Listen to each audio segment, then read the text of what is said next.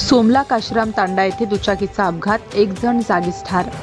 Udgir Deglur road Somla Kashiram तांडा येथे दुचाकीचा अपघात होऊन एक जण जागीच ठार झाल्याची घटना 30 जून रोजी 3 वाजेच्या सुमारास घडली आहे। सूत्रांनी दिलेली माहिती अशी की उदगीर येथून मुक्रामाबादकडे जाणाऱ्या MH12 ME 0636 या क्रमांकाच्या दुचाकीचा अपघात झाला। या अपघातात दुचाकीवरील राहुल व्यंकट रोटेवाड वय 37 वर्ष राहणार देगाव तालुका मुखेड जिल्हा नांदेड यांचा जागीच मृत्यू झाला, तर एक जण किरकोळ जखमी झाला आहे। या घटनेची माहिती ग्रामीण पोलिसांना देण्यात आली।